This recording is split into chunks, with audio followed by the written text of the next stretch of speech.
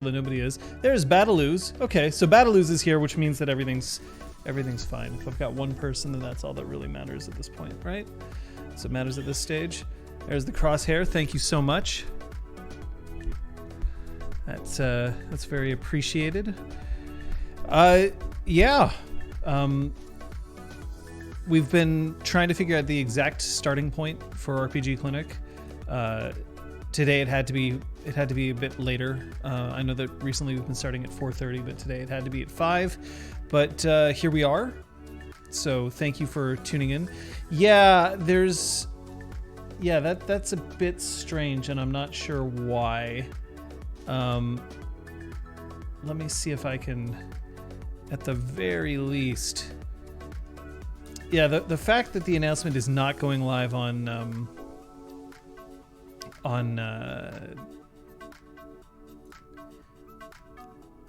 the bot in Discord is a little strange, I have to admit. I'm kind of still hoping that it'll come up on its own,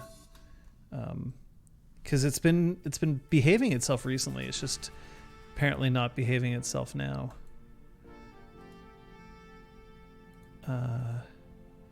And here, I'll make sure that there's a manual tweet that goes out.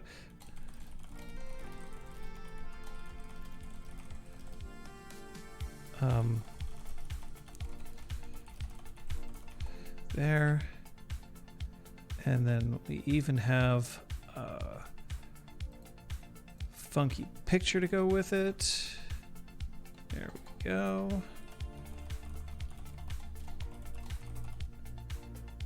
There.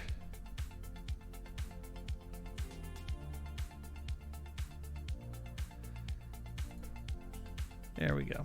Okay, so that's up. Nice. Well, you know, I am a hose.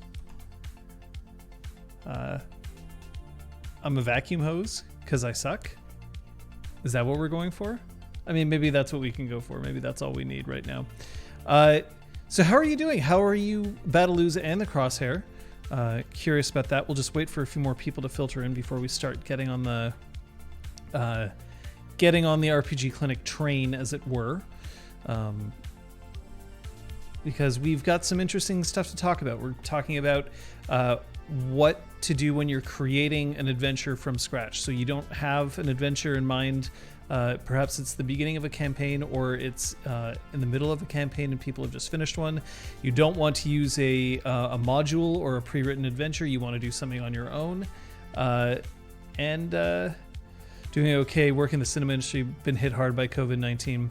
I feel you, Batalooz. Most of us have been hit hard. I'm lucky in that my current employment isn't with the cinema industry. It's actually with the video games industry, which is thriving because everybody is staying at home and playing video games. So I have at least that I have going for me, and I can do my work from home. So I've been lucky. I've been very lucky myself, but I know that a lot of people haven't, including my partner, who is in the theater industry and therefore can't work, period. Doing good, finally. Got all finance sorted. Next week about work continuation. Yeah. Games and streams for the rest of year. That sounds good to me. I mean, knowing about work is going to help, and I know that waiting for that kind of sucks, but you know, you'll get there. The timing will work out. Discord, why? Come on, bot. Yeah, like, I hired you for a reason. Hired you for a reason, and you're just not triggering the way that you should. So I might just have to prompt it a little bit. Here we go.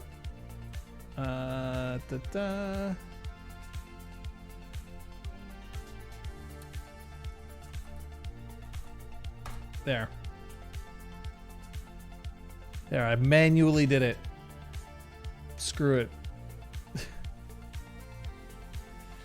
For everything else, you've got PR bun. I sure do. What would I do if I didn't have PR? Well, I mean, I know what I'd do. I just wouldn't enjoy it as much, I guess is kind of what I'm getting at. But I still enjoy I'm still thrilled to have you here. Hey, Ash, it is clinic time. It is clinic time, despite the fact that the Discord bot did not want to announce the start of the stream, so I had to do it on my own. But I can't complain about a bot that I'm not paying for, and it's if I was paying for the bot, then I would be frustrated. But there we go. How's your job working out, Ash? Your level design is still going okay? Has it started yet? Like, I know that you've got it. I just didn't know whether you've started yet or not. Good so far? Excellent to hear. And I saw your tweet earlier. Yeah, it started immediately. Well, then that means they must have really needed you. It is literally the way that things work, as is, one job can lead to, everything else. So good on you for hopping on that. And yeah, you'd think that, if you need a level designer, you kind of need one. And if you wait months, you're just shooting yourself in the foot. So I'm glad that they found somebody worth working with. So there you go. I mean, there's that going for you as well. RPGClinic, the video game, putting your 2 weeks of your other job this Friday. Excellent. Oh, who knows about free time? Free time is, I think it's because free time is devoting way more of her energies to certain people, and therefore has to take free time away from others. Hey, look, as I've said many times on RPGClinic itself, quitting is one of the best things that you can do. Because in general, if you are quitting something, it means that you are making the decision to do something else with your time, something better with your time. So, still chance of the producer in Florida? I mean, here's hoping, right? Oftentimes you're just gonna have to find the job that you get. I mean, look, my career only really started taking off when I actually moved to the States. Sometimes you just gotta move to make things work. Yeah, the level design position is temporary, but that doesn't mean that it isn't useful and that it isn't good. So there you go. Just a question for people in the chat right now. How many of you have either played or ran a tabletop role-playing game where you came up with the plot on your own, or your group's game master came up with the plot on their own, that it wasn't taken from another module, wasn't inspired by another thing, it wasn't copied from an existing plot device, but something that you came up with on your own? Literally every game you've ever done. I mean, that's where I'm at. I joined a game where I didn't know that it was a pre-written module, and then when I found out that it was a pre-written module, there was kind of like oh, dang, because I always find that pre-written modules, by their very nature, they're somewhat on rails to the point where players can't really direct very much. They can sort of, sometimes they have branching paths, and sometimes you can find alternate solutions, but in general, a pre-written campaign has a beginning and a middle and an end, and you have to go through it. The Temple of Elemental Evil. I mean, there are certain rites of passage that you have to go through, right? The Temple of Elemental Evil, the Tomb of Horrors, all of that. So it didn't go well with players, but I had one. So why didn't it go well with players? Out of curiosity, the Crosshair. Just, I've only ever run one module. Then again, as a game designer many, many years, it's kind of easy to pull stories out of one tiny. True. Curse of Strahd. See, there are definite classics out there. And one of the things that I want to make sure that I make clear here is that pre-generated campaigns, so either modules that you purchase or modules that you download online or modules that you get from anywhere else, or if you borrow from other existing plot lines, there are absolutely benefits and advantages to doing that. It is not wrong or incorrect. What is wrong and incorrect is mostly up to you and to the rest of your group. But I also know that modules are the sorts of things that can work really, really well for some and really don't work at all for others. So pretty much wrote half of it on your own. Had too much stuff outside combat. My player group is all about combat. So that's fair. And that's about choosing a game and a game type that people want and need to. There we go. Now the bot has finally got itself sorted out. Being in a damn good mood today is a good thing. I am in a good mood because it's been a short week for me. Tomorrow is Friday, but I didn't work on Monday because it was Canadian Thanksgiving. So I don't have to. So I get some extra stuff to worry about. I've got some interesting projects coming up on the weekend. So I'm happy. I'm a happy guy. But what else I can say is that if you are sitting there, sometimes the blank page is it's disconcerting. And I'm not here to talk about the idea of improvisational play versus premeditated play. This is not about coming up with stuff completely on the fly versus you writing things out. What it is understanding how to begin creating an adventure. Wherever you want to go with it is up to you. I don't do a whole lot of pre-writing. I do a lot of kind of interim work, so I will do a lot of thinking about games and a lot of considering about various different permutations, but I don't kind of plan things. That's not really my style. So what I can say though is that for people who do like to create things and sort of really plot them out, create the classic GM binder, the list of NPCs, the maps that are pre-generated and all that. And on GitHub, look.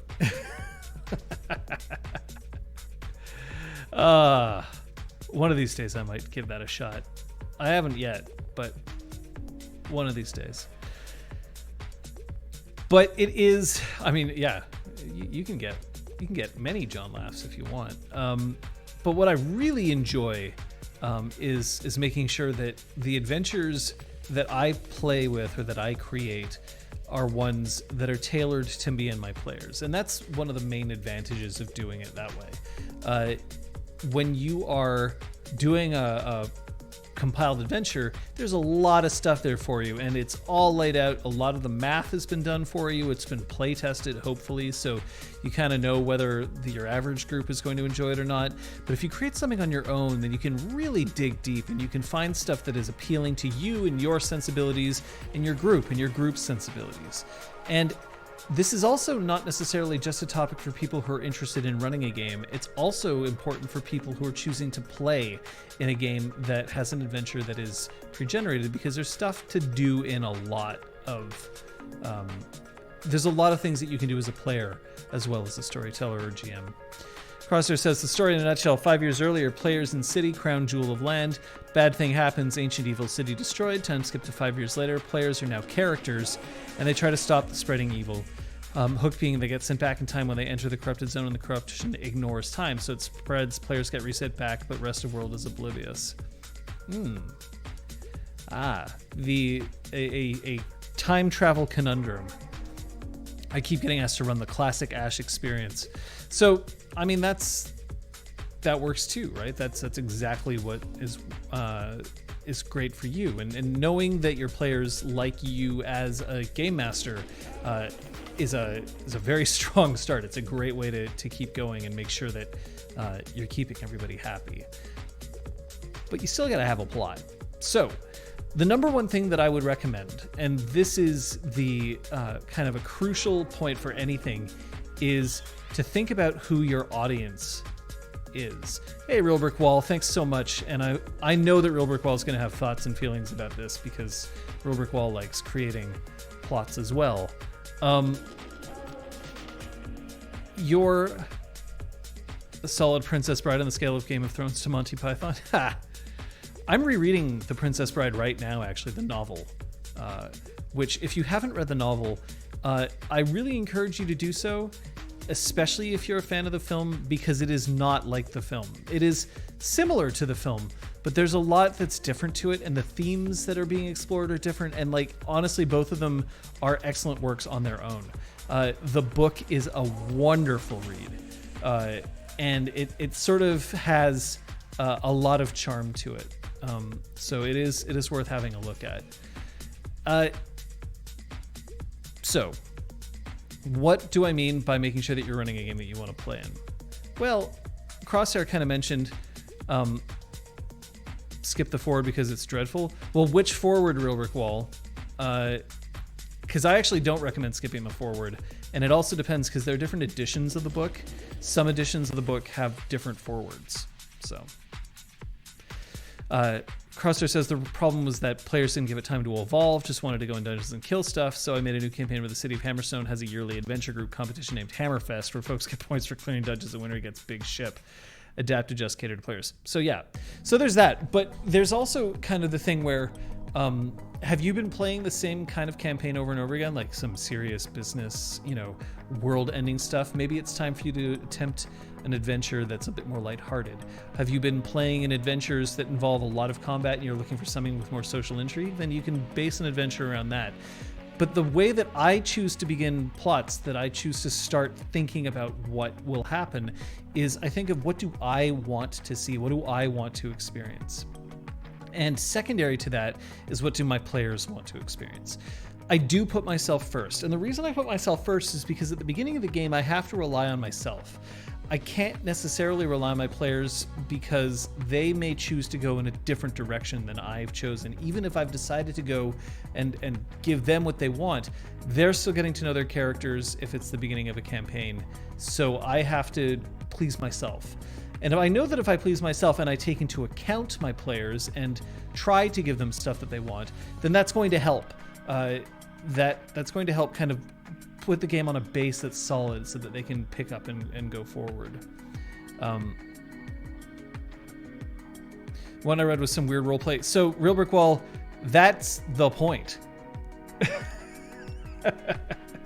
But we could talk about the Princess Bride another time. But I would say that that's actually the point of the whole book is that forward, because it's spread out throughout the rest of the novel as well.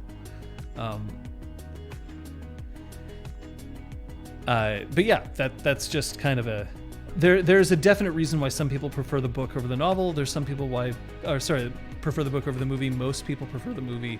I think that they both exist on different planes. So I look to please myself, and when I look to please myself, I have to think about what is it that I want to do. Is if I'm playing a system and I haven't really have a deep dive into the crunch yet, and that's what I'm really anxious to do, then I will start creating a plot knowing about what elements of the crunch I'm actually interested in playing in. Things like, if I'm interested in the combat, then I'll do that. But there might be different kinds of combat. For instance, Star Wars Reach, there's ship combat and there's planetary, like there's ship outside in space combat. There's planetary vehicle combat. There's one-on-one, hand-to-hand or blaster combat, and so I have to make the choice as to which ones interest me more. If I'm really into space combat, then I'll make sure that the plot involves a lot of travel, involves the ship moving from place to place, which gives people an excuse to get into combat in space. But if I want to avoid combat entirely, then I also have to make sure that I've engineered the plot in that direction as well. If I'm interested in playing a certain kind of NPC, then I can build the plot around that NPC, or I can at the very least think about, like, if this is the NPC that I'm playing, what could this NPC be a part of? I tend to think of things in terms of, I want this, how can I make this happen, without saying, I want this, so this is how it will happen. Because if you rely on your players to make the choices that you want them to make so that they have the agency and they feel part of the story, you can't necessarily guarantee or railroad a thing unless it's literally the first scene that's happening, if you drop them in media res. So that is a key element to making sure that you are satisfying your players and making sure that everybody is happy, is not deciding everything too far in advance. And that's admittedly my style. There was a conversation in RPG Clinic's Discord that happened today. I'm going to actually bring it up because I think it's kind of important. Kate wrote, "Damn, I thought GMs had a lot of work before, but it seems everyone's adapting the Critical Role style of the GM doing 90% of the talking and description. John, me, just posited, I said this to her in person, that folks are used to video games where the NPCs and narration do all the talking, and you just select some options. I can see that. And this is a conjecture that I have, that a lot of people, when they're role-playing, are used to seeing in terms of a video game where almost all the heavy lifting is done by the game master in terms of things like character descriptions, environment descriptions, and plot, and even descriptions of the player character's actions. And it sort of drives them forward. And then what the players have to do is occasionally interrupt to give tactical decisions and sort of like the gist of their role-playing. I don't watch Critical Role, but all I ever see shared of it is the PC's role-playing. So there is role-playing. There absolutely is. But what Matt Mercer specifically does, as I understand it, because here's the thing, I also don't watch Critical Role at all, but I'm going by what this is that there's the way that GMs talk, and this is a way to guarantee that I don't want to stay in a game. I feel quite strongly about this for myself personally. It's not again, it isn't necessarily wrong, but it is something that I personally believe should be avoided, is when a GM takes control of what you say and does it for you. I'll give you an example. If a player says, all right, so I'm going to walk into the building and I'm going to go talk to the queen. And the GM says, all right, so you open the door carefully and you take a step inside and you look around in awe at the stained glass windows that surround the throne room. And as you take a step forward towards the queen, like you can feel your knees start to tremble as the queen stands up in all of her majesty and glory. And you drop down and you introduce yourself, and then the queen says, blah, blah, blah, blah, blah. So this isn't necessarily incorrect, but here are the things that I don't like and the things that go against my style. A player saying, I go in and go and see the queen, definitely is a player making a choice. You saying, you open the door carefully, you step forward and you gaze in awe, you get down on your knee, and then you introduce yourself. You've made a lot of decisions for that player character without any kind of input from the player itself. The player then doesn't have the agency to look around in awe. The player doesn't have the agency to decide to be to follow proper etiquette. A player can ask, like, would it be appropriate to kneel here? And you can say yes. Or if the player says, okay, well, I want to do things correctly, you can say, all right, well, then it would be a good idea to kneel. But what we're doing by making a lot of those descriptions is saying that the GM has decided that this is how it's going to go through. They're the director, and that everyone else is kind of like an actor, and the actors do what the director says. Whereas I prefer a style where if a player said to me, all right, well, I'm going to walk in and I'm going to present myself to the queen, I'll say, okay, well, when you go inside, you see a lot of stained glass windows, and it's providing like beautiful colored streaks across the ground of the throne room. And then the queen is there looking incredibly regal, and you can tell that people are intimidated by her as she stands up. And then the player can make their choice about saying, all right, well, I'm going to drop down to my knees. I'm a little bit shaky, but it's okay. And then I'm going to introduce myself by using my full name and title. And then if it's the player who's saying that thing, I feel like the player then has more agency and feels like they're more in control. When a GM sums things up, when a GM says, all right, so all of you kind of discuss your tactics, and then you decide to go to sleep for the night, and then you punch into the ship and stuff like that, what they're doing is they're essentially taking control. This is a common way of doing games, and it's fine, but there's a lot of people who are assuming that this is how games are supposed to be run because their exposure is to Critical Role and is to Matt Mercer, ignoring that Matt Mercer is a master storyteller who's been doing this for a long time, who is an entertainer by profession, who also is with a playgroup who enjoys his style And then when they show up and everything isn't exactly the way that Matt Mercer does it, then they get frustrated because they're like, but this isn't how it's supposed to be.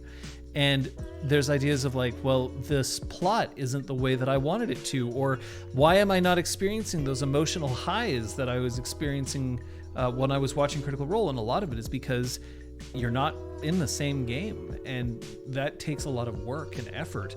But also, your game master probably isn't Matt Mercer. So expecting a Matt Mercer game is kind of foolish.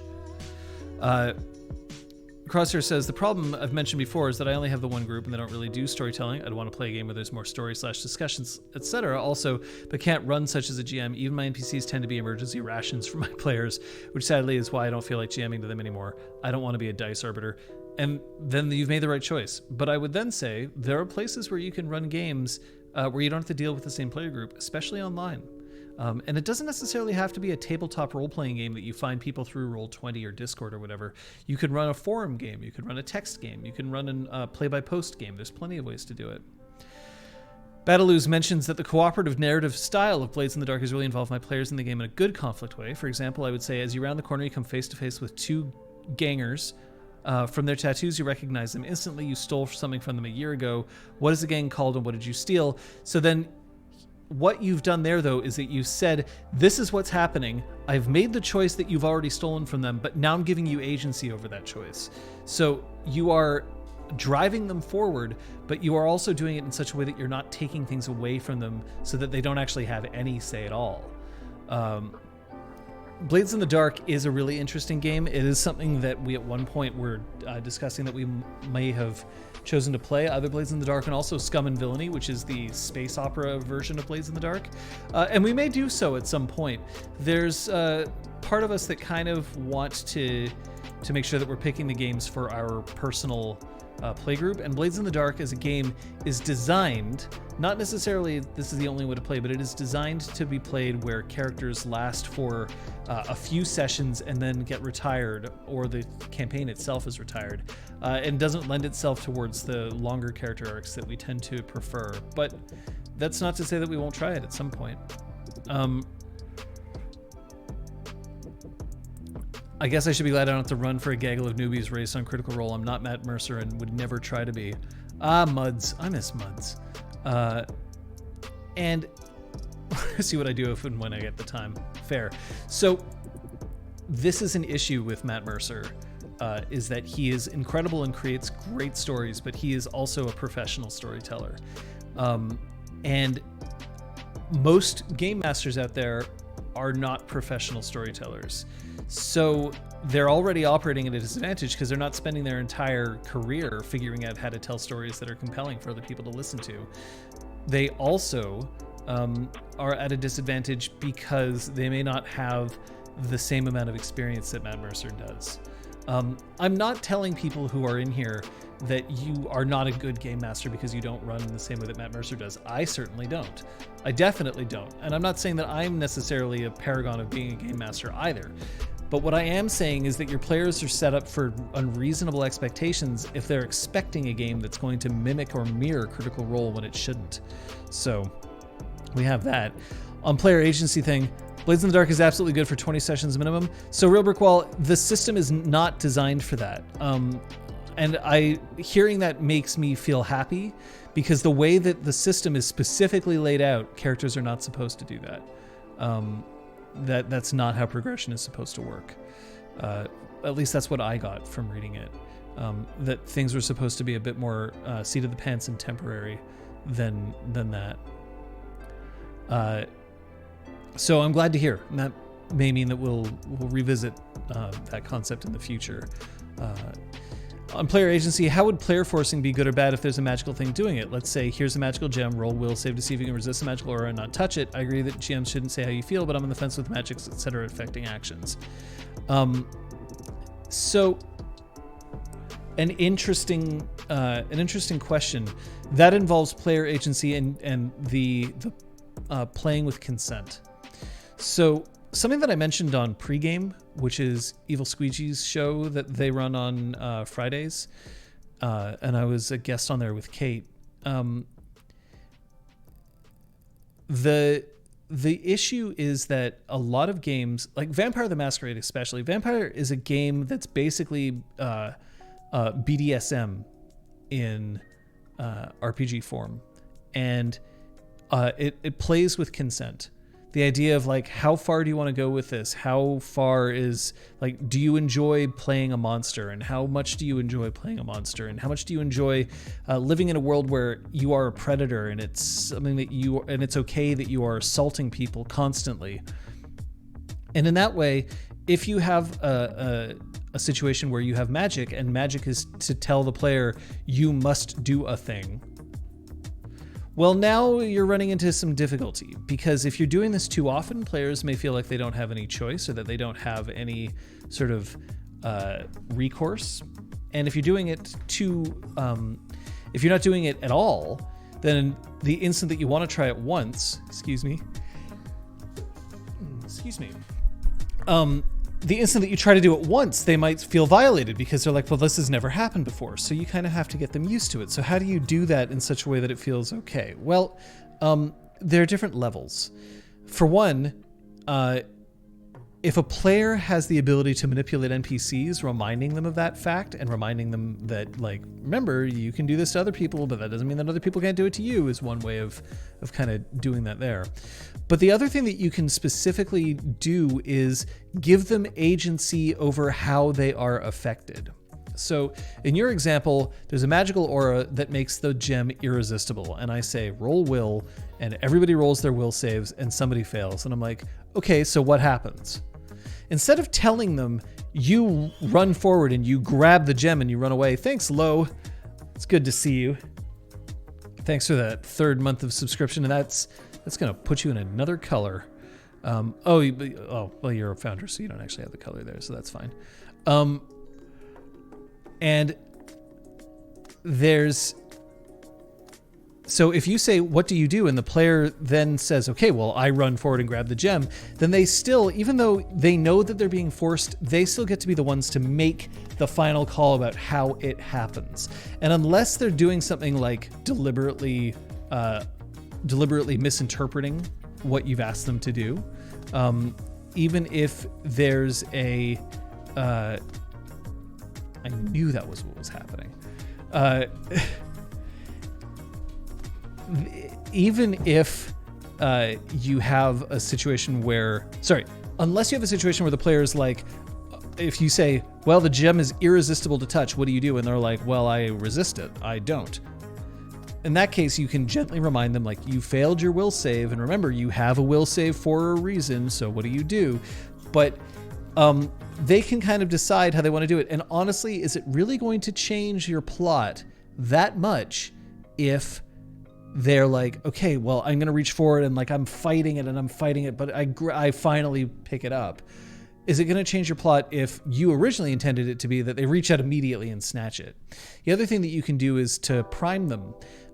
If you want to show that there's a magical effect, show it work on an NPC first so that they can see the NPC's reaction. And then if they fall prey to the same power, they'll kind of know what you expect because they've seen somebody else doing it. And even though you've primed them, the fact that they get to make the choice to copy that NPC is still an element of player agency that they will appreciate.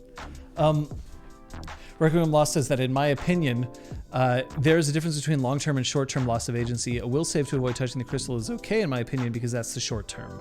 No more than one action. Anything longer than that, I'm on the fence with. So, yeah, it works on spells like Fear. You could say the Goblin Mage suddenly looks like a dragon. What do? But, like, you can give players the delight. If they fail a will save, you can be like, all right, so, like, what about the Goblin makes them really scary? That's one way to do it. Or you can take the advantage and you can say, well, like the Goblin, if your player is a mechanics-driven person, you can be like, okay, this Goblin looks like they're like 20th level and you're only 3rd.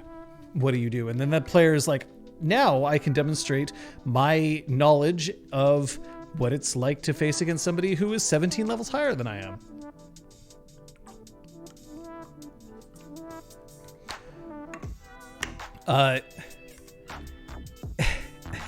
Real Brick Wall says something that I think is very key. I'm at the point as a player where if a GM tells me I've failed a contest and must act in a certain way, I'm eager to do it. You'll find that players will actually be eager to do things.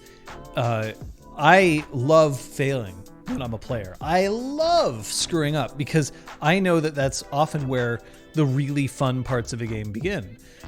Creating drama is what makes a game interesting, and drama happens because things aren't going your way.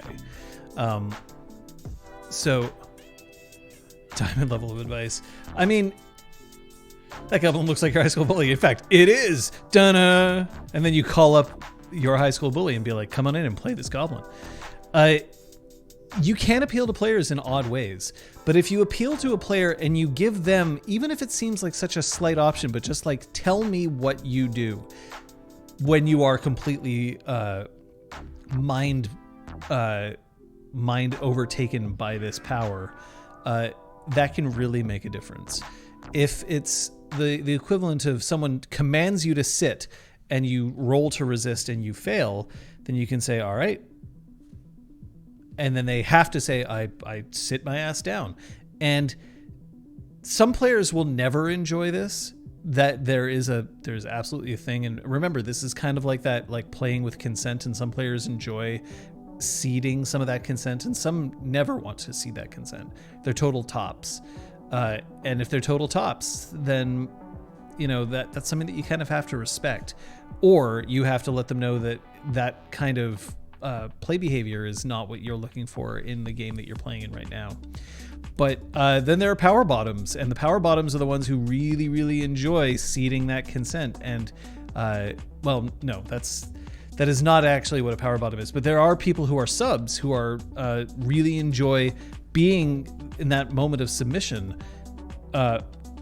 relinquishing that control. Game masters tend to like to do that because they're in control a lot, and so ceding that control can be fun and exciting. I love failing, especially when you can turn a failure to a success. So that's why are you calling me out like that? I mean, Blue, it ain't you. It's just the way it is. Requiem Lost saying that you can turn a failure to success. So that there is something that I'm going to point out here, is that that's behavior that I tend to treat with caution. I felt so called out. Fair. There's a big difference between failure creating an interesting scenario that then people can work with, and then people who fail, but yet the way that they describe their failure, it ends up being a success anyway. And that's not something that I think is appropriate, because then you are essentially training your players that they never fail. I'm a big fan of the idea that when you fail a roll, if your character is the best, let's say, the best car driver in the world, right? They've got like the maximum amount of drive, they've got great dexterity, they've got great wits, and they are speeding along a highway, and you ask them to make a roll and they catastrophically fail that roll. It's my opinion that it's way better to say that it's an outside force that caused them to fail than to be like, all of a sudden you just suddenly suck at driving, right? Make it be that the car starts to jam up slightly. Make it be that it starts to rain, and so the road suddenly becomes way too slick for what you've got for it. Make it be that you know, like a baby, hops out of another car and just walks right in front of yours, and you have to swerve to avoid it. But find some way to make it so that it's not that you tell the player, yeah, I know that your character is literally the best at this in the entire world, but because your dice hate you, you just absolutely suck for this one moment. And that also, like, I'm a big proponent of that, but you'll find that some people will say things like, okay, so I swing my sword and I'll be like, okay, roll, and then you miss. And they're like, okay, well, I swing my sword and I miss, but I still like shove them backwards with my fist, and I like manage to score like a cut on their face. And like the problem with saying that, like, sometimes that might be fine, but the problem with saying that is then if you've created a character whose whole thing is like, I cannot I cannot be hit. Or if you want to maintain that sort of like, oh shit moment for the boss, and they're still describing like, yeah, I failed, but yet my character still looks like they're a total badass, well then your character isn't actually ever failing. Your character is only ever delaying their success because they're always cool and always badass. So just be careful when you say turning a failure into a success. Too much of it, and it means that a player never has to experience defeat. And defeat is an important thing to experience, because unless you've experienced defeat, your victories will not feel as earned or as cool. So there is that. Thanks for coming in, Ash. That's so appreciated to see you come in here. Baby walks with the saxophone down the road, staring in the eyes. What is your reaction? So you can even give them a secondary chance. So Crosshair, in that case, I wouldn't give a secondary chance. Their chance was the roll. Now, there are places where a secondary chance is appropriate. Like in D&D, if you roll with advantage, you get to roll twice, and one of those rolls ends up being the ones that you take. But if somebody is really good and they roll and they fail, you then saying, all right, you have failed, but maybe you don't fail, roll again.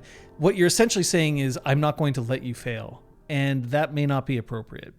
Even somebody who is incredible at a skill, the reason why you are rolling dice is to introduce chance into the game. And if you then say, well, I don't want to let you fail, you should have never rolled in the first place. You should have just let them go without rolling. We roll, sometimes it feels really good to roll a ton of dice and get a ton of successes, because then it shows like I've invested very heavily in this skill and watch how good I am at it. And that's still a good thing to let players try every once in a while to do that, but also let them experience the sting of defeat. And if you give them defeat, but then immediately say, no, it's actually okay, then that's like essentially saying to a child, oh, you ate your ice cream too fast, so I will give you another ice cream. Instead of learning that like, well, you ate your ice cream too fast, so you're going to get a little bit of an ice cream headache, and you should learn not to do that in the future. Being kind to a child is one thing. Being kind to your players means that you are robbing them of the drama that they need to make a story truly compelling. I don't mean describing failure as success, but I mean using that failure to refocus and find a new route to my goal. Okay, so then yes, absolutely, Requiem. That is a totally good thing to do. The idea that you fail and that creates new avenues is honestly what makes things cool. And you see that a lot in movies, right? The idea that people are like, all right, the one chance that we have is to leave by that emergency exit, and then they get to the emergency exit and it won't open. That creates a thrill, because now the audience is like, but that was your plan. But now that plan doesn't work, so what do you do? And that gives other people the thrill of like, okay, where am I going to go from here? What do I do? What is that? How is that going to be amazing? And if you then be like, well, okay, the door opens. Well, all right, great. But you've robbed them of that moment. This is why I'm a big believer in permadeath, or at least perma-change states. So here's the thing. Permadeath is something that players often can and should opt into, or have the option of opting out of it. Let's take one of the most classic examples of permadeath from video games, XCOM. In XCOM, you have the ability to have it be so that if you lose a unit in battle, that unit is dead forever, and you cannot revive it, you cannot resurrect it. The unit is gone, which means that players are encouraged to play a lot more carefully. Because, Iron Man for life. A lot more carefully, because if you lose a valuable unit, then that's an issue. And it's something that also ties into the idea of brute forcing. Because if you're like, well, whatever, I've got more units, I'll just, I can be sloppy in my decisions to play quickly. Because no matter what, I'll know that I'll get my units back. Well, this is a way for you to take it away. But XCOM gives you the choice. It lets you turn on Iron Man mode or not. And Iron Man mode is a very specific choice that you get to make, because people often ascribe narratives to the characters that they've created, or they just feel like they've wasted a shit ton of time, that like they've put a lot of effort and experience into leveling up a character, and then to have that character ripped away from them, especially because their character could be ripped away from them through just bad luck, because a lot of XCOM is based on RNG, they might feel like that's cheap and they don't want to do that. And then you'll have some players who will play Iron Man, who absolutely want permadeath, and then the instant that it happens, they reload their previous save. Because they're like, I didn't really want this character to die. I'd rather replay the mission and find a way to keep this character alive. So they kind of decided that permadeath isn't actually something they want. So in that case, 99% hit chance you die. Yeah, not cool. An absolute character that's been around for 30 hours.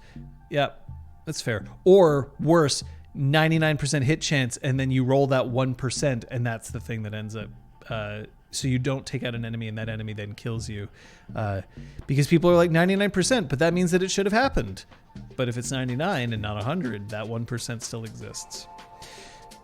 So in this particular case, permadeath is something that I think is a good thing, but it can also be a bad thing. And I also would strongly recommend that you take a look at how your campaign will be affected if somebody can die. The type of campaigns that I play that are often very heavily socially oriented, that involve a lot of character arcs and less about things like combat and stuff like that, there comes a point where I realize that if I kill a character, it kills the campaign.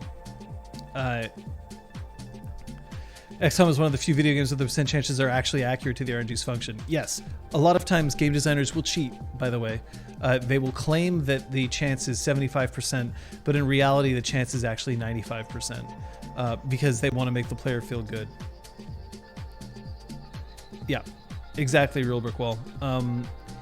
It's also the same thing that you'll find with gacha mechanics. For gacha mechanics, they will often say... they will often manipulate the RNG at the beginning of the game. So, for instance, if you're playing like Fire Emblem Warriors, I think it is, the gacha version of Fire Emblem that you can find on phones, it doesn't tell you this, but you're more likely to get some mid-tier level stuff at the beginning through the rolls that they give you for free. So that you're like, well, that's great. Like, I see what I can get, and you're more likely to buy more, even though what in reality it is that they've gamed the system to give you a taste of victory. They will never give you the best thing, and they will never give you the worst thing. If they give you the best thing, you won't buy anything else because you already have the best thing. And if they give you the worst things, you're going to think like, why would I ever buy these things? Because I get crap in them. So they start you off with the mid-tier stuff, and they bait you that way. Gacha mechanics roll whatever it takes to make sure I don't get the character I want. Real Brick Wall, depending on the country where the game is made, that may actually be the case.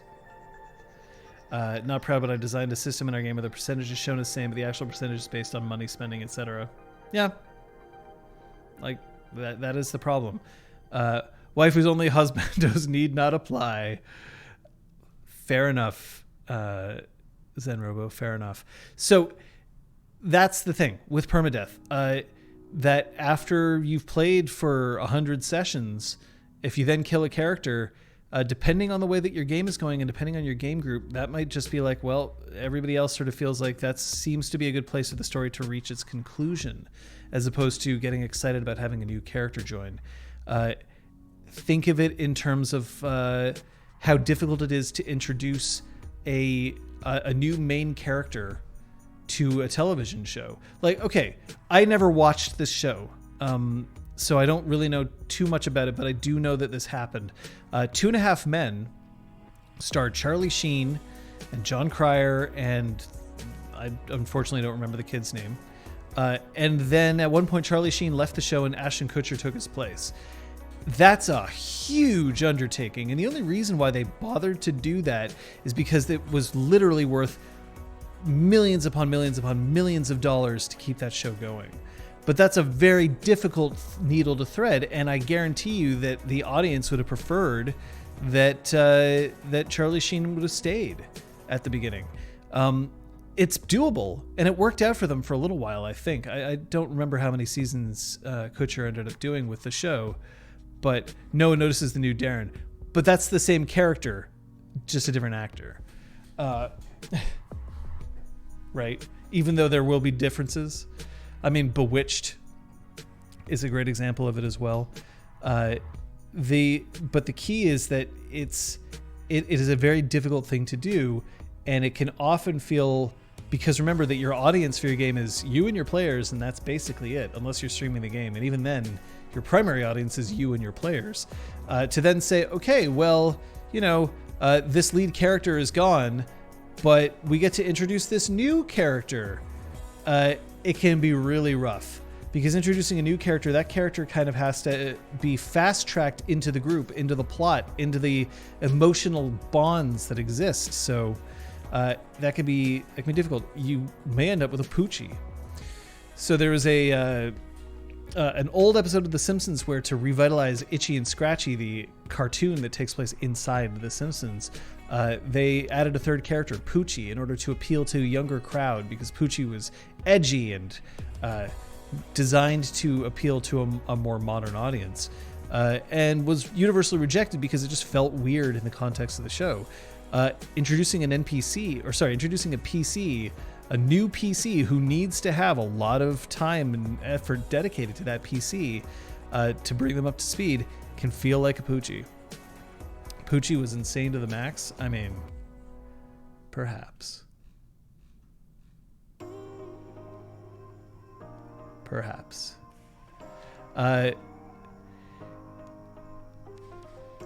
So yeah, that's kind of like where you'll find some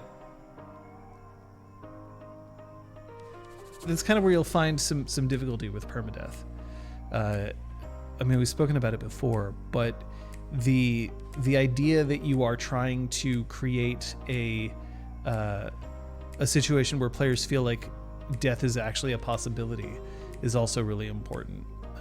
If the stakes aren't real, then your players may not feel as much of the game itself. In much the same way that if you roll dice, but then you're like, you failed, you succeeded anyway, there were no stakes. So make sure that your stakes are still something that are things that you can concentrate on and focus on. That is important as well.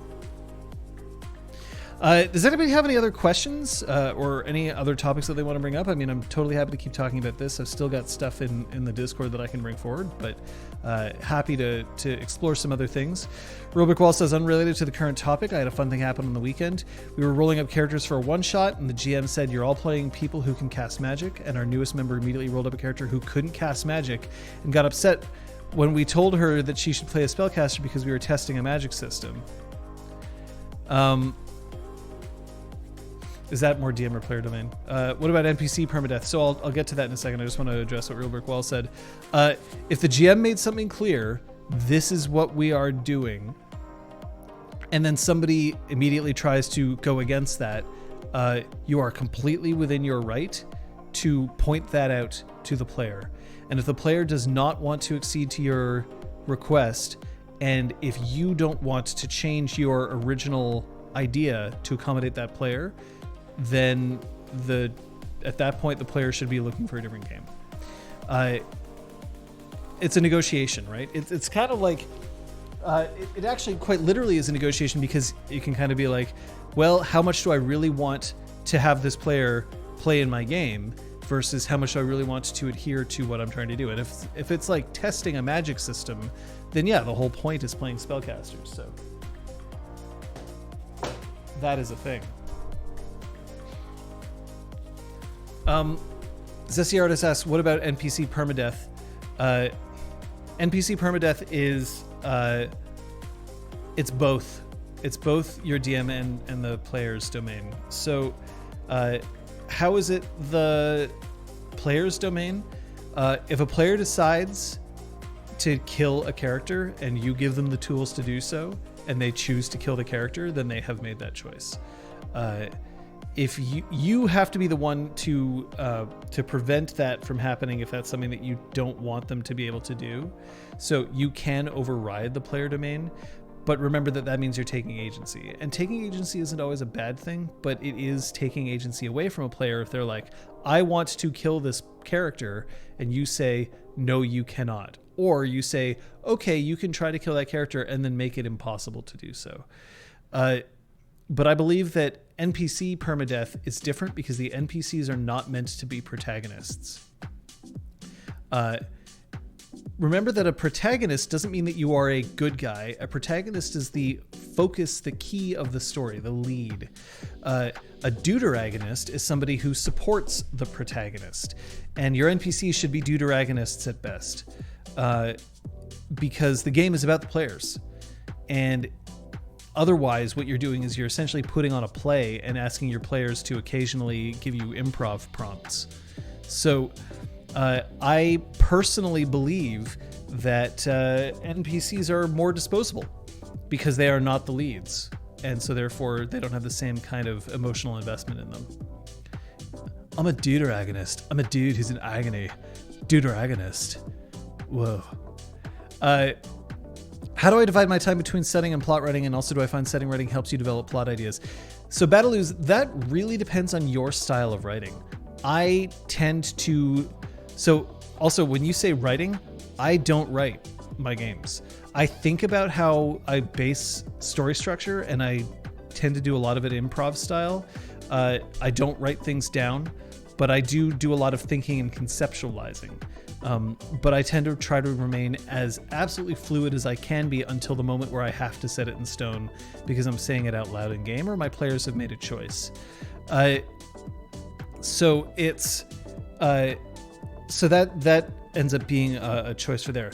If you're talking about setting and plot writing, I would say that you have to choose with which one is more important to you at that moment in time, or the one that you actually have a better handle on.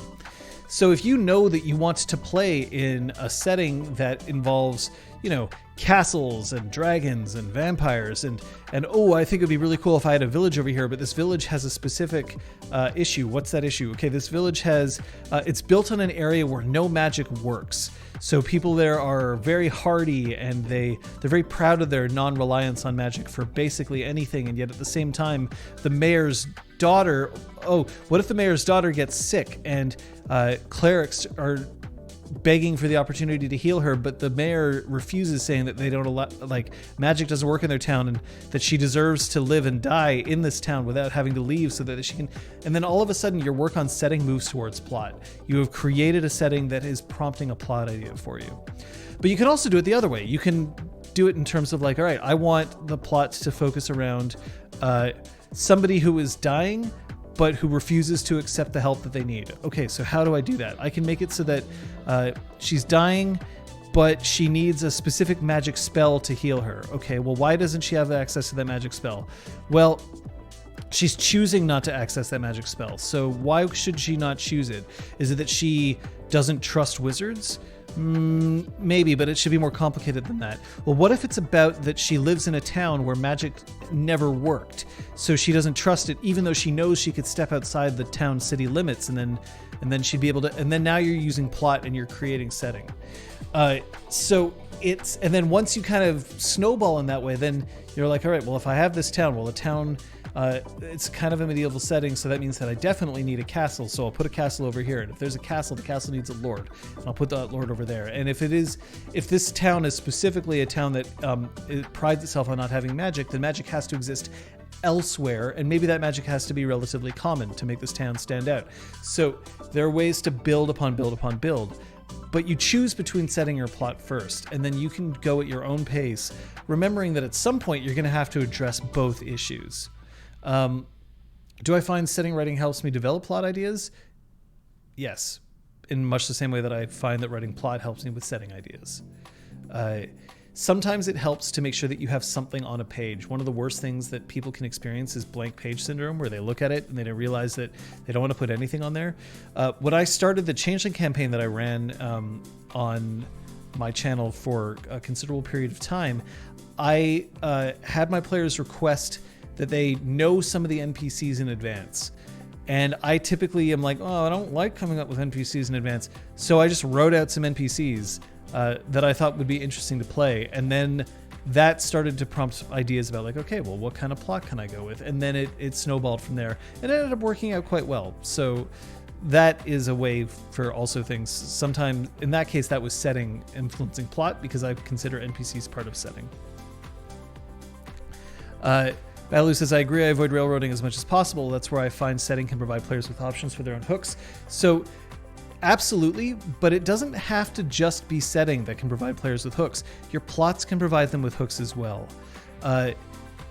Because they can react to events differently than you have anticipated, in much the same way that they can also react to settings differently than you anticipated.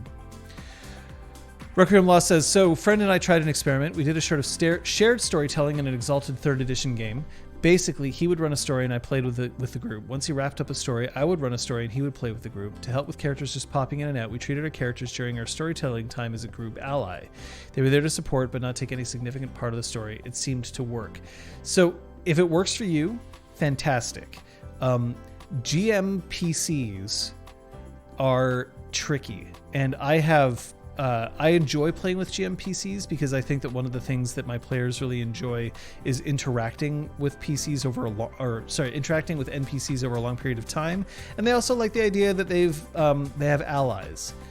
But it's tricky because the instant that those allies start doing more than they should, they become protagonists and not deuteragonists, and we just spoke about that. So I would often make sure that I wasn't rolling for them. I would describe what they would do so that they would appear useful, but then I wouldn't make it part of the mechanics, and I also wouldn't let players choose what they did for them. So that's how I managed to make it work. But transitioning from an NPC to a PC is absolutely something that you can do if you feel safe doing it. But you have to be pretty liberal with your idea and interpretation of story, because remember, while they were an NPC, you had total control over them. You didn't just have control over the character and the agency of that character, you had control over the universe that surrounded that character. And then all of a sudden you don't. And some people don't enjoy that feeling.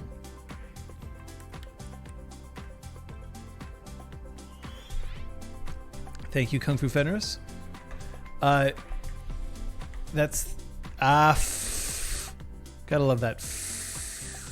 Really helps. I am totally pressing F in chat sometimes.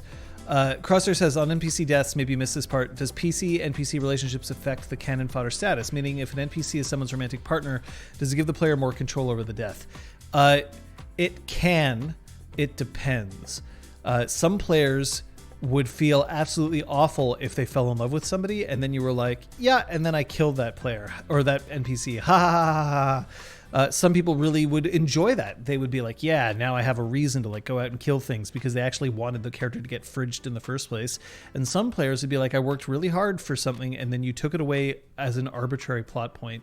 You didn't earn this death. So the PC-NPC relationship is absolutely important, but you have to play it with a bit of a fine hand. For every time that you kill an NPC, you want it to feel impactful, but you also don't necessarily want to make it so that a player hates it so much that they can quit the game because they just feel so awful about it. Unless you want that player to quit. So that can happen. In Exalted, in the Exaltwitch, spoiler warning, killed Summer Blaze, who the players were starting to really like. And I killed her because I wanted them to experience something horrible, and I wanted them to see that the world was dangerous, and I wanted them to know that death is a thing. And I think that worked out, but also there's a reason I killed Summer Blaze and not Ember. Ember was involved in a romantic relationship with one of them, and I wasn't. And I hadn't earned the right to kill a romantic partner at that point in the game. Maybe that could have happened later on, but I hadn't earned that much of a death. Because the other thing is that not only do I have to earn the death by positioning it properly, the players have to earn the death by not doing what they need to do, or by failing, or by seeing that certain bad things can happen, or by making tough moral choices. You can earn a death of a loved one if you're like, well, here's the deal. Your loved one is right there and you can save your loved one, or you can do the mission that you originally intended to do. It's one or the other.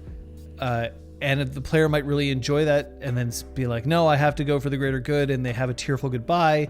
Then the player has chosen, and it makes it a bit easier to earn that. Again, it isn't perfect and you still have to earn it, but it means that you don't have to do as much to earn it if you give the player a choice about what their priorities are. So that helps. Don't kill an NPC unless the players already know that NPC is going to die is how I do it. Depends. Real Brick Wall, I think that that's a good way of doing it to a certain degree, but I think that sometimes a shocking death can have its moments if you've earned it. Crosshair says, now I want to write a story where a GM is trying to get rid of a player by turning the world against them, but against all odds, the players keeps chugging along and getting through it all. I've seen that story. I'm not saying don't write it, because all stories have been written. But I have seen that story, the idea that, you're just trying really, really, really hard to mess somebody up, and you're just fueling their hate, or they're staying on out of spite. What about the NPC? Okay, you can die. Sad face. But I didn't warn players that Summerblaze was going to die.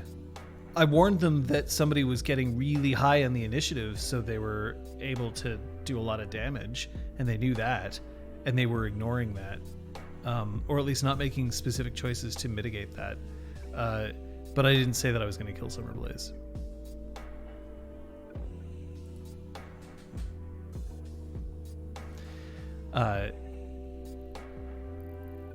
Which basically means I peaked 20 episodes into running things online, and I have never got to that since. I have touched a nerve, and I apologize. Sorry, my screen is a little messed up the way that I've said it, so I am cutting off over here. But that's just because I had to do it quickly. Zenrobo, I never said that you were making the wrong decision. I was just saying that you were aware of it and you didn't do anything to mitigate it. That's the difference. I would have really had to earn it even more if you were just wandering around on the street, not in combat. Everything is hunky-dory. Everyone is just eating their pork bun like they've been enjoying for the past 20 episodes, and then bam, somebody just drops dead next to them. That's different. Would I ever kill an NPC to save a PC so as to not end the story in late game? I would absolutely fucking do that. Like 100%. If a PC was gonna die and I didn't want to let that PC die, and the player didn't want to let that PC die, or the player wanted there at least to be a moment, then yes, absolutely I would do that. Be like, okay, you didn't pay, like your dice betrayed you and it looks like you're going to die. Well, it turns out that you don't die, but this ally of yours dies instead. Easy choice. Unless the player feels like they've been cheated out of their moment, because there are players who want their characters to have big deal noble deaths. That does absolutely happen. Honestly, an NPC is like a stolen car. You can drive them around like a maniac, but you can't keep them.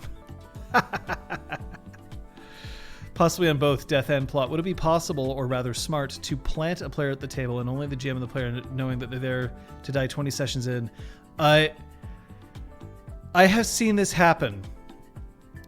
I don't recommend it. I'm not saying that it can't work. This is not a hard no, but planting a player erodes trust between players and GMs.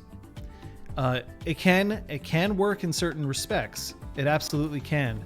But I'll give you an example. I once was playing in a 3-shot of a game called Spycraft, which was a sort of like a 60s James Bond-esque thing. You would get together or more Mission Impossible. You would get together a team of different secret agents, and then they would go off and do missions and stuff like that.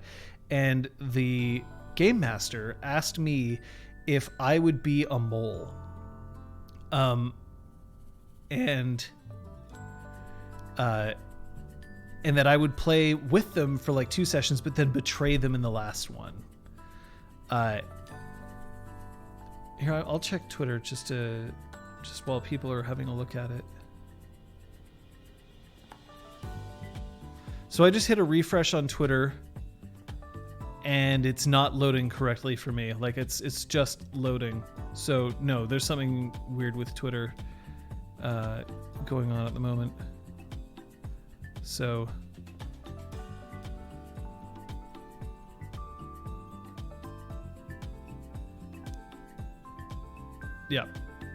yeah, there seems to be something funky with Twitter. So I was told, like, yeah, you can be the mole. And I said, okay. So we played, and the first thing that happened when I betrayed them is that everyone else at the table was like, I knew it. They didn't. Like, I know they didn't. But they didn't want to, but they felt like they had been tricked, and they didn't like feeling that they'd been tricked. And the players, like, what the GM and thought, and me as well, thought would be a cool moment for the players to sort of realize that instead they were like, well, then he's just been lying to us this entire time. And instead of it being like a cool moment of betrayal, it was like, you've betrayed the player trust. And then all of a sudden they were like, well, now I can't trust him to be a player in any of the games that I play in, because what if he's acting against us? And the game master said, no, it's just for this game. And they were like, but no, we don't know that. You didn't let us know. And they didn't like feeling tricked, and they didn't like feeling that there was that issue. So there's that. And then the next thing that kind of can come up is that there was this moment where people were like, you've railroaded something, even though this person ended up being an NPC and not a PC. Because it was a PC originally, it felt like they were railroading the plot, like that a PC's actions didn't matter.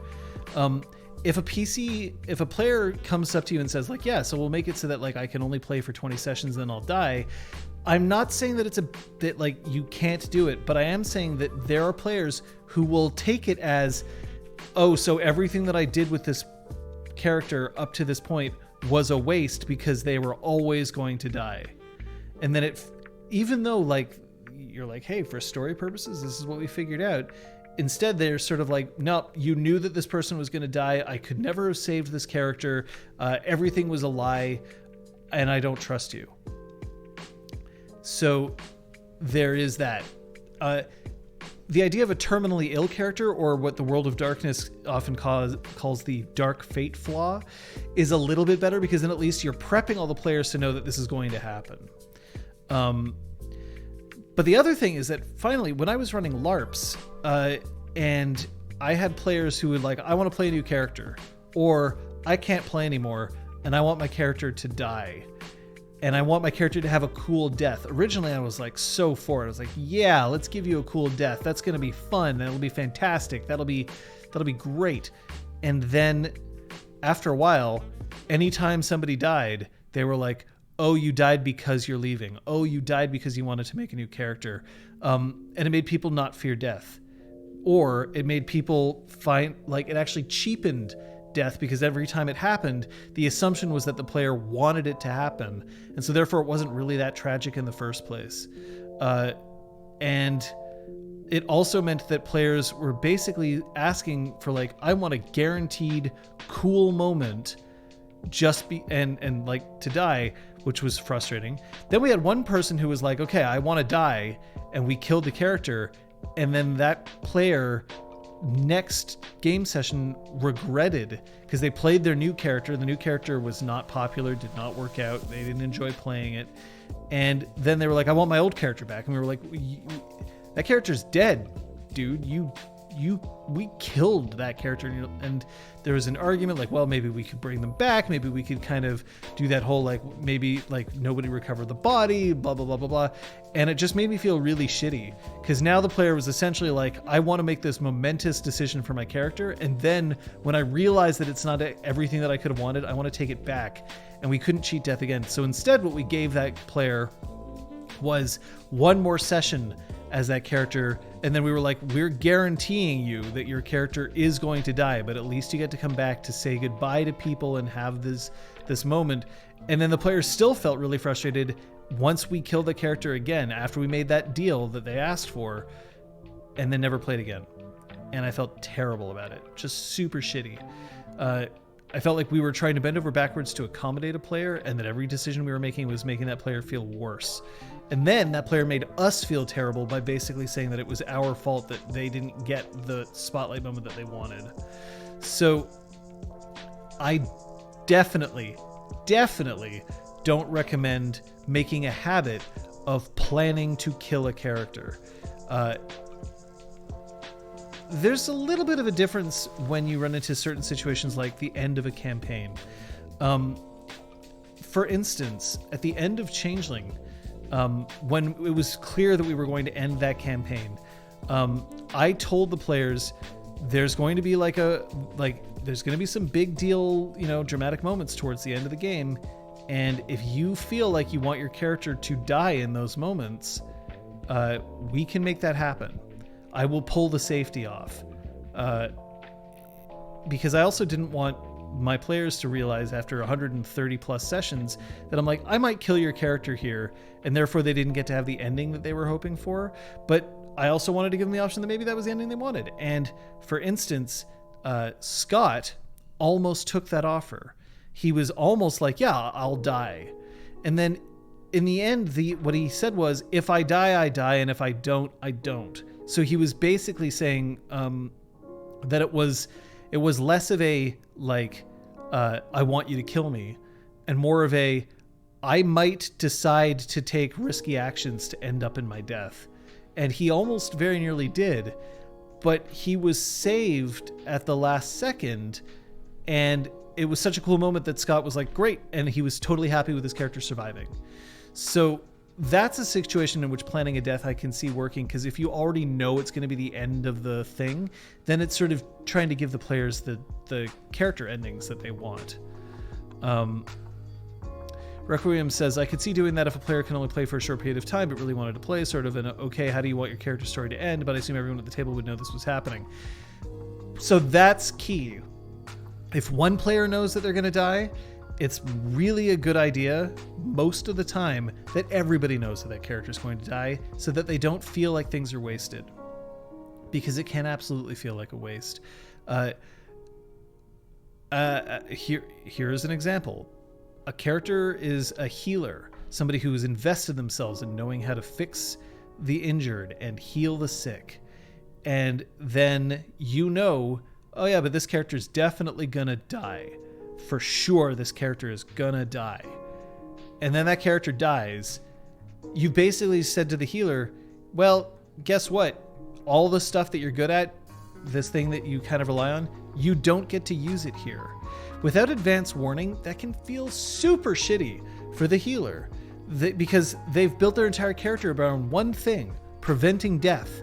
And then you said death was going to happen no matter what you did. But if they didn't have advance warning of that, if they weren't already prepared for that, that can feel awful and terrible.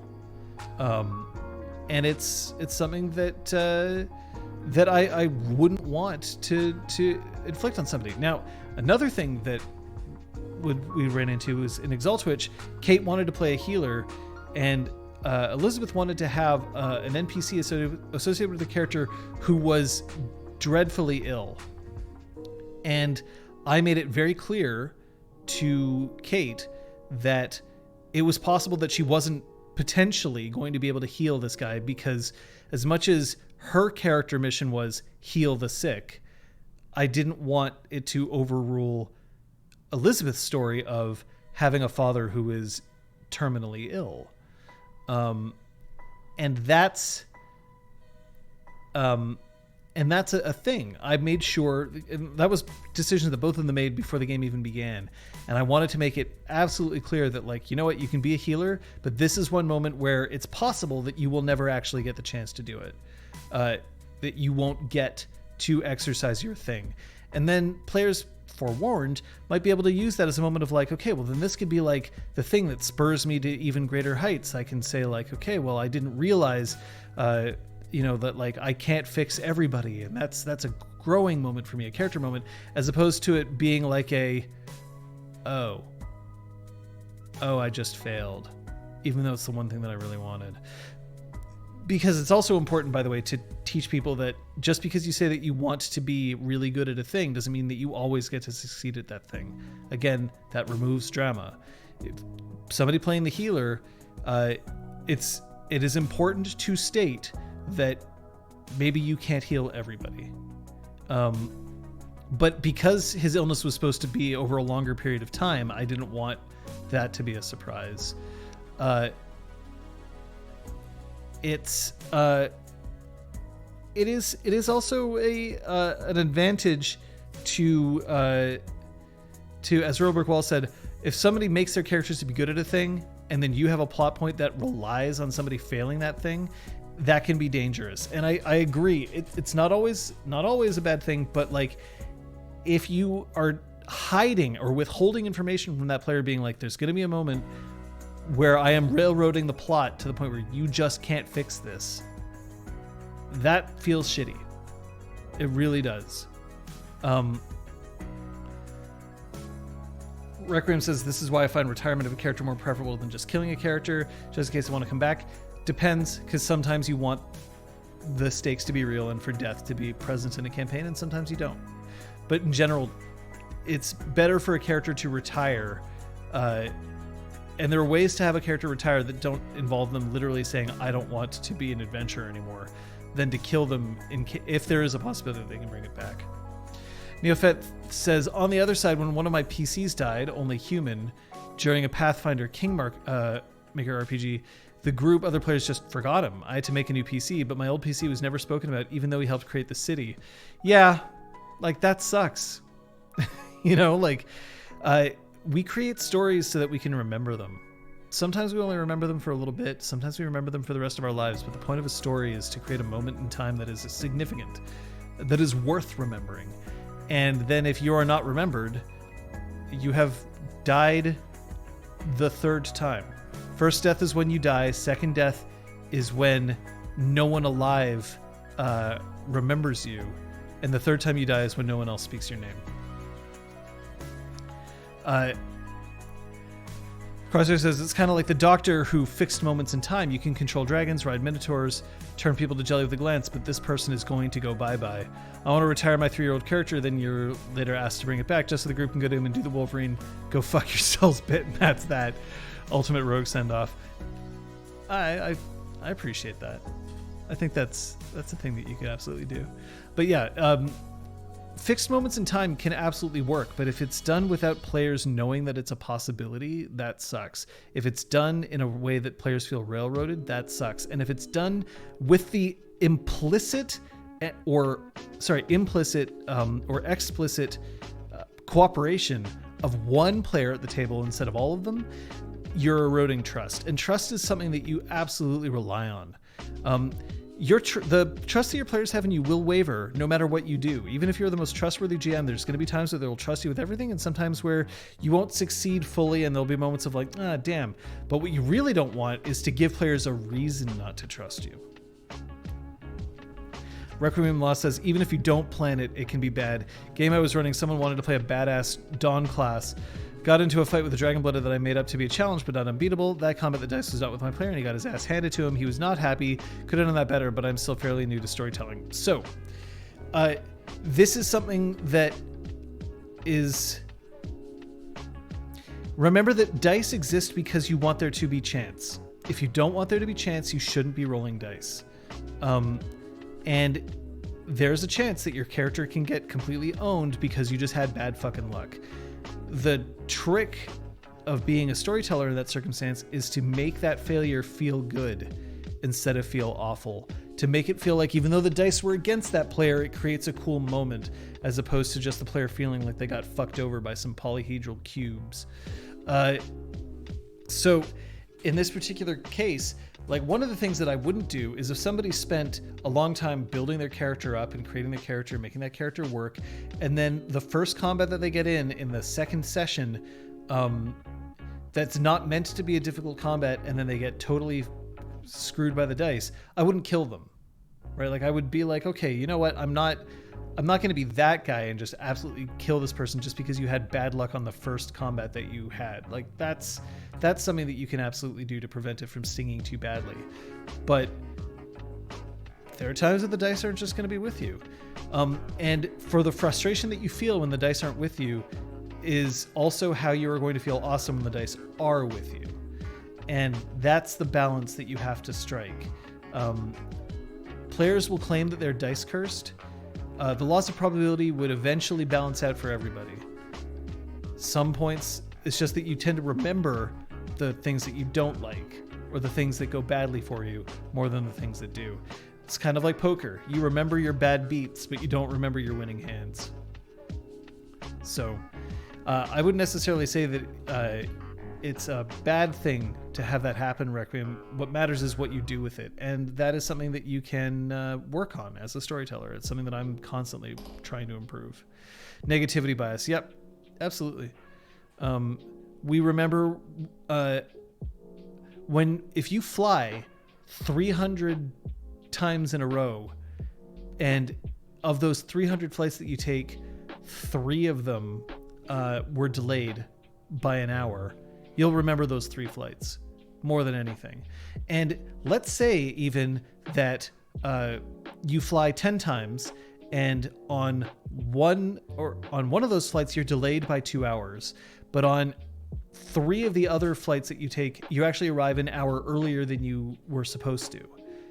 You are still going to overall feel like flights suck, even though the amount of time that you were quoted, overall, you actually made time as opposed to lost it. But that's not what you'll remember. And in much the same way for dice rolls. So you have to, as a storyteller, make those bad rolls feel amazing in other ways, and then make the good rolls feel incredible. Crosser says, first D&D game I was in, I carefully crafted a character, very excited. The GM threw a giant at the group as the first monster, and I got killed with the first hit, and that was that. My first character lived for 10 minutes. It's totally, but like some players also really enjoy that shit. I can totally get it. It totally can happen. It's something that you're going to have to read from your players, but in general, I don't recommend it.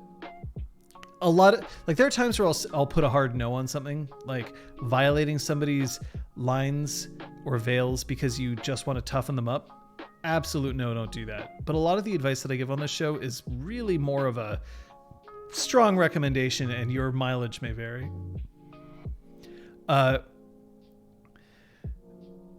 Injustice is a powerful memory trigger. It's a social driver. Completely. Biff says, I hope you had agreed to play in a game when you could get one shot in the first session. Yeah, sessions Joes weren't a thing back then. It's fair. But yeah, it's sort of the thing where like some players don't put a ton of effort into their characters, so if they die in the first session, they're like, ha ha ha, great, well that didn't work out, and then they make a new one and they're thrilled with it. And some players are absolutely destroyed and wrecked by it. So, you do have to check to see what's going on there. But in general, chance has to feel real, but there are ways to mitigate chance so that you're not creating a negative experience right off the bat.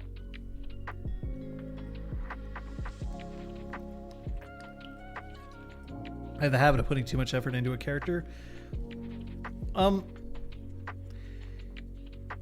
The balance that you're hoping to strike is that when a character's story ends, it feels like it's worth all of the story you put into it, all of the effort that you put into it. And sometimes that's, you put effort into a character and they die after 7 sessions and you're like, well, that was a really interesting story and it was still cool and that's great. And sometimes it's that character lasted for 400 sessions and at the very end of it, I felt like every one of those sessions contributed to that character story and I'll remember this story forever. That's also good.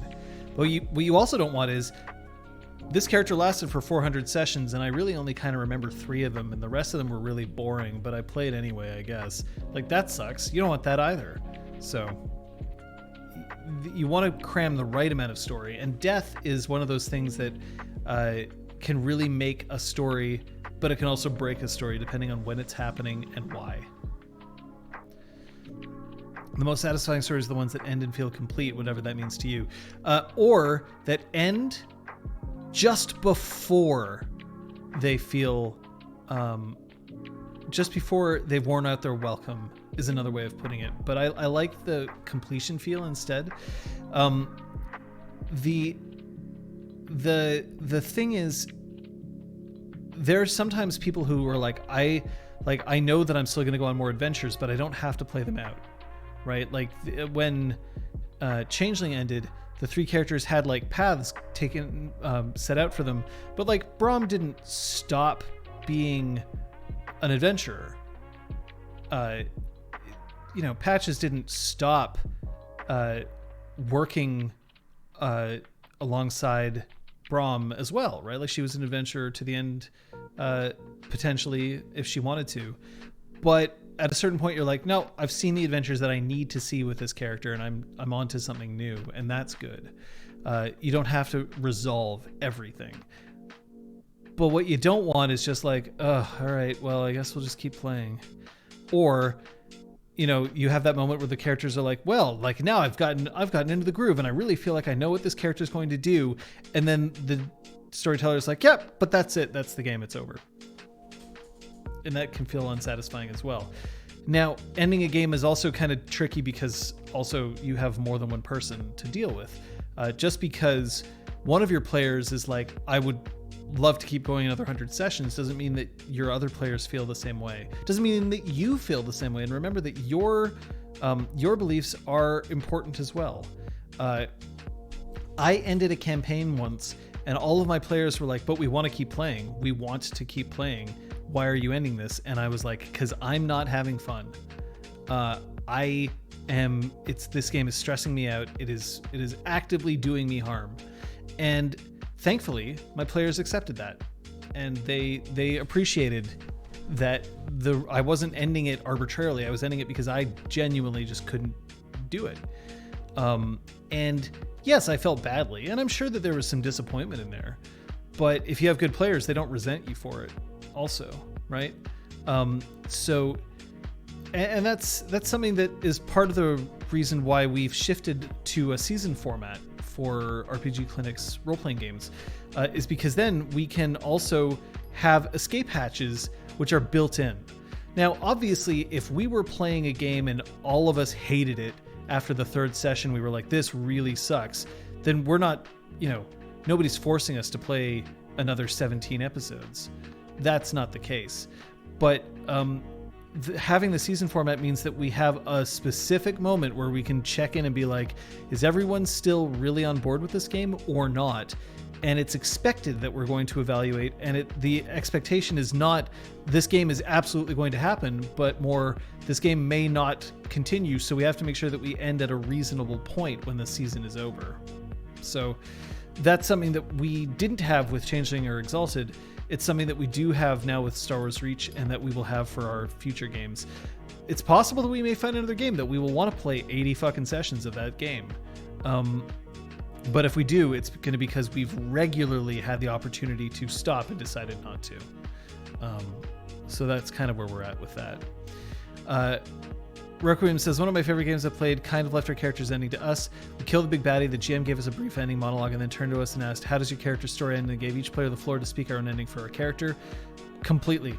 I think that's a great way to end. What you don't want to do is what happened in a live action game that I played in, where the GM ended the game prematurely, I should say. Like, it was not a planned ending, but the game just couldn't keep going. Mostly because the GM was going through a breakup at that point, and then just did not have the energy or time for the game anymore. But then wrote endings for every player's character and sent it to us. And I was like, my character never would have done this. And it really soured that entire game for me because the GM presumed that I was going to take this action afterwards. What I would have preferred is for that storyteller to email the players, say like, guess what, guys, I'm sorry, the game is going to end. I have no choice. How do you want your character's story to end? And then for that to be distributed to everyone else, so that at least we had the agency over it. Crosser says, I'm one of those players / GMs or persons in general who do not like endings, so it's always the thing I have to prep for day one. And that's... See, but like, here's the thing. a lot of times we don't want things to end, but the ending makes it better.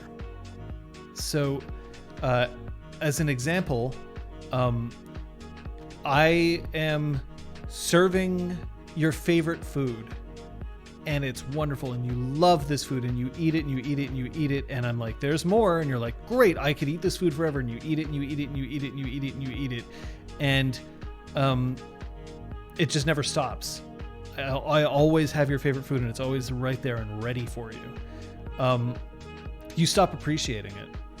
You tell yourself that you enjoy it, that you love this favorite food and it's great, but you don't appreciate it as much because it never ends. Same with a television show. You watch a television show, you absolutely adore it, and you're like, I wish this show would go on forever. But then the show keeps going on and on and on, and it dips in quality, and it's not as good as it once was. And eventually you're just like, you're still watching because you're like, yeah, it's kind of good, but like, because you're watching that show, you're not watching another one. And if you'd watched another one, you probably would have had more fun ending the show that you really loved, enjoying it, but then making way for something new, which you can enjoy at a greater level than the waning, dwindling experience of the first show. So I'm not saying that you're wrong for not wanting things to end, but what I am saying is that most of the things that end well do so at their benefit. And a lot of the things that people really, really enjoy, they enjoy it because they end.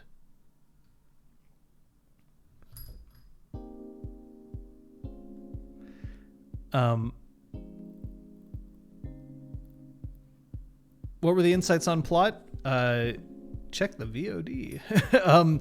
Insights on plot, essentially that you can start writing setting or you can start writing plot at the beginning, but the most important thing is to make sure that you are writing something that interests you first, the players second.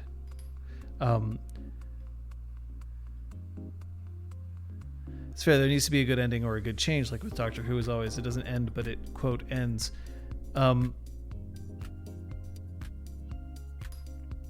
What do you mean by really, Kung Fu Fenris? I need context. There needs to be a good ending or a good change. Okay, so for Doctor Who, one of the things about Doctor Who is that it does end. The Doctor stops being the Doctor and there is a new Doctor. And that is one way in which they managed to keep that show kind of fresh and keep it going. But I would also claim that it's possible that that is to the detriment of Doctor Who. People really enjoy having Doctor Who, and that's great. And sometimes you get a great Doctor, and sometimes you get a less great Doctor. And I don't want to take the doctoring away from people. But I would also say that for every time that you watch Doctor Who, you are not watching something else. And it's possible that you would have enjoyed something else more because Doctor Who has kind of got to that point. Your interest is about the recipients, Kung Fu Fenris, because at the beginning of the game, you can't account for their tastes right away. So you have to account on your own. If you're not interested in the game to begin with, it's hard to get other people interested as well. I'm not saying that their interests aren't important, but your interests have to come first, because if you aren't invested, it's harder to get them invested. Make sure that it's something that's interesting for you. I mean, like, I realize that now I've crossed the Doctor Who fandom, and that's terrible. Like that's a horrible thing. But yeah, I just had to stop a 7th Sea game because it was a bit uninvested. Important to be invested. You have to be excited about it. Your players want to play all Jedi, and you don't give a fuck about the Force. Trouble. Exactly. And in the reverse could be true as well, right? Like, it's if you are really invested in something, but your players are not, then you have to see if you can make that choice to find something else that you can be invested in, right? If your players are all invested in playing Jedi, but you really don't want to play, you don't really care about the Force, it's not enough for you to say, well, okay, well, I'll make it about Jedi because that's what they're interested in. If you know that you're not going to get invested, you have to know yourself first. The only variable that you can control for with the highest accuracy is your own. You might think you know your players, and oftentimes you know them quite well, but the person you know the best is yourself. So you kind of have to take yourself into account first. Deadlines? Ooh, nice. I can see that point on endings, even if we probably disagree to a degree. I could watch one show for the rest of my life, or 50 different shows. Both have certain merits as long as you're entertained. If a show can maintain its quality for 50 years, great. Like, that's fantastic. But endings make a show or break a show. There's a reason, like, look, people shit on Game of Thrones right now a lot. A ton, because they didn't like the way that the show ended, because it instead of having kind of like weak middle seasons and a fantastic ending, it kind of declined in quality, and it had weaker ending seasons, and then people didn't like the ending at all, and they shit on it. But people loved that fucking show. They adored that show, and it was amazing. And yet, at the same time, now if I say, you know what, I loved Game of Thrones when it was first airing, I'm going to go back and watch like the first few seasons because they were fantastic. Well, the problem is that if I didn't like the ending, I know that going back, like, the ending makes such a difference in how I perceive the rest of the game. If I play in a game and I'm having a great time with this role-playing game, and then the ending, like the LARP that I just mentioned, the ending really puts a sour taste in my mouth, the rest of the time that I really enjoyed playing that game instantly just no longer feels as good as it once did because the ending got botched.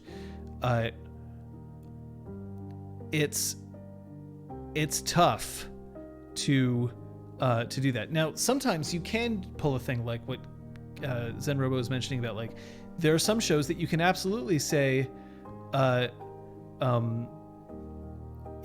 up until this point and end, because it doesn't rely on it. But Game of Thrones relies on its ending, right? Like, it teases its ending. Its ending matters. And there isn't a point where you can say, oh, you can stop here and then that's fine. That's what you need. For X-Files, you absolutely can. Heroes, its first season, wonderful. And that's where I tell people to stop. You don't need to watch the rest of the seasons to get a complete story. The complete story is in season 1, because the rest of the seasons suck. So there's that as well. And the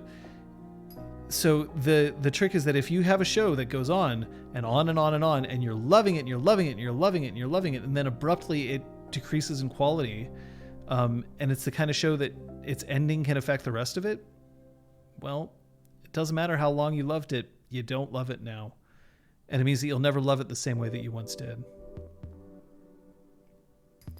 And remember that sometimes things go on forever because people make a profit that way, because it's a sure thing to make money, and companies exist to make money. Episodic tends to last longer than serial, I find. Not necessarily, Requiem. It depends on what you mean by last longer. Last longer in terms of like how many episodes you can potentially squeeze out of a thing, or is it in terms of quality, does it last longer? Because that really can make a difference. And also remember that for episodic, just because, like, you might say that its quality lasted longer, but that's because you can ignore the ones that you don't like. For a serial, you can't ignore things that you don't necessarily like. Here's an example. The television show 24. Now, I imagine that 24 probably didn't age as well as I'd like it to, because of, its views on things like torture and terrorism and all kinds of junk like that. Sorry, I just have to... There.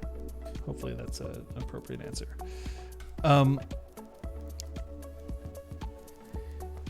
So there, 24 though, every time a season ends, it could end there. Most of the time. I mean, towards the end, that didn't necessarily stay true, but like you can watch season 1 of 24 and be like, that's a story. You can watch seasons 1 and 2 and it ends and you're like, that's a story. They don't rely on each other. So it was a serial.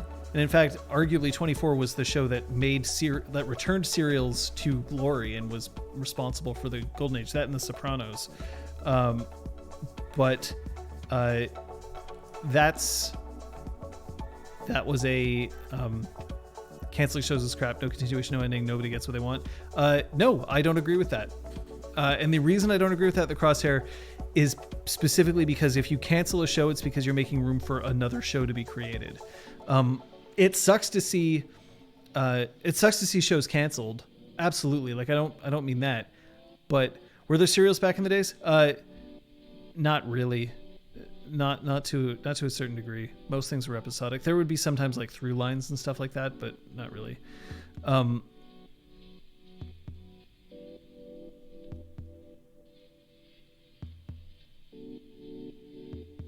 Yeah, so like that. So I agree that canceling shows is usually garbage, but sometimes something sucks to the point where you just kind of need to put it down, and it's not worth trying to keep it going. And sometimes you cancel a show because it's no longer sustainable because it's committed a grave error. But in general, canceling a show also means that you are freeing up the ability for something else to flourish in its stead. And it's tough as a creator. I mean, like for instance, we're not trying with RPG Clinic to like take on Critical Role. We're not intending for this to become our careers or anything like that. There are tons of tabletop streams out there these days, and we're just one of them. You know, like we accept that. But if every tabletop game just lasted forever, then it would clog the space. So. I feel the best serials already have their end state in mind when episodic don't always. That's why I find ending in most serials more satisfying than an episodic. Depends, Requiem, because sometimes episodics don't really need that much of an ending, but it's also harder to stick that landing sometimes. Remember, Seinfeld had a lot of hype built up for its ending, and then its ending ultimately disappointed a lot of people. Friends wasn't... like, you couldn't really call Friends a serial, even though, like, there are through lines towards it, like the will they won't they between Ross and Rachel and all that, and all the different relationships that they had.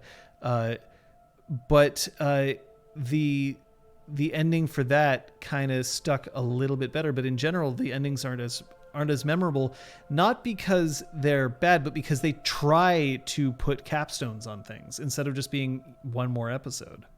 So. Yeah, without Exaltwitch ending, we wouldn't have Changeling or Star Wars or whatever the next one.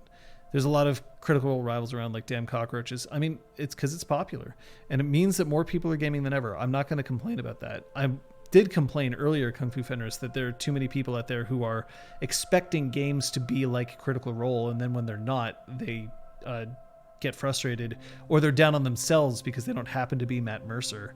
But no, I'm glad that things are doing that. The issue is that we're doing it because we want to do things for ourselves. That's what's important for us. We're not doing this because we're trying to take anyone on. We want to do, like the reason why we try to improve our tech and stuff like that is not to get more audience, but to put out a product that we're happier with. I mean, it'd be nice to get more audience, but it's the way it is. Those people are dragging backstory galore to the table. I mean, we already know my feelings about that. We're getting close to the end, so if there's any other questions, then I would love to entertain them. But I have an awesome evening planned, and I will be able to get to it. But would love to hear if there's anything else that's coming up for any of you, or if you have any other questions before we sign off. I'll remind people that tomorrow is Punchy. And then on Saturday, there's going to be a stream, and it's either going to be Kate or myself. Not sure which one yet.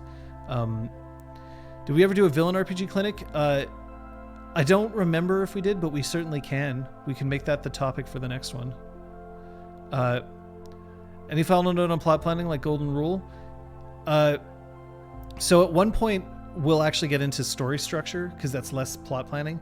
But the golden rule of plot planning, more than anything, is if you're not interested, you shouldn't do it.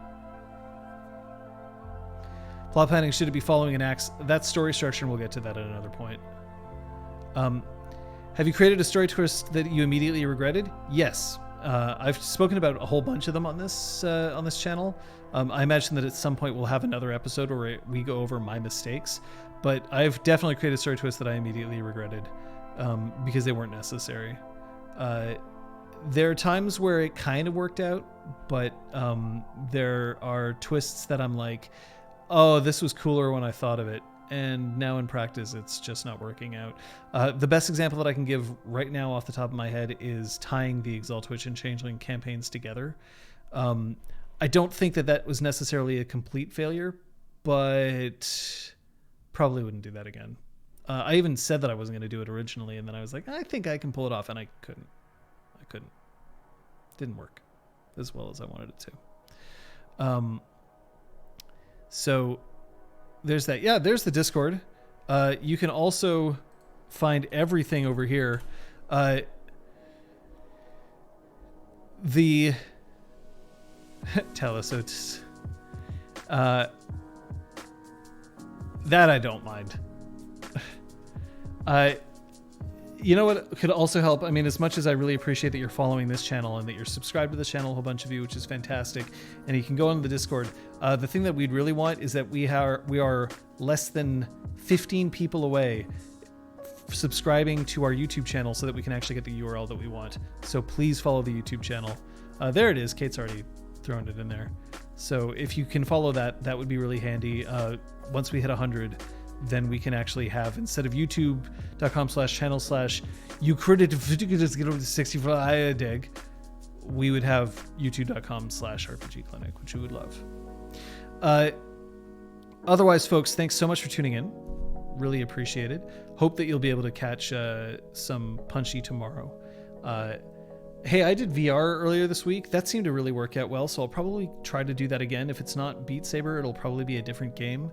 But that was neat. So we'll see. And I know that Kate's been playing some Genshin Impact.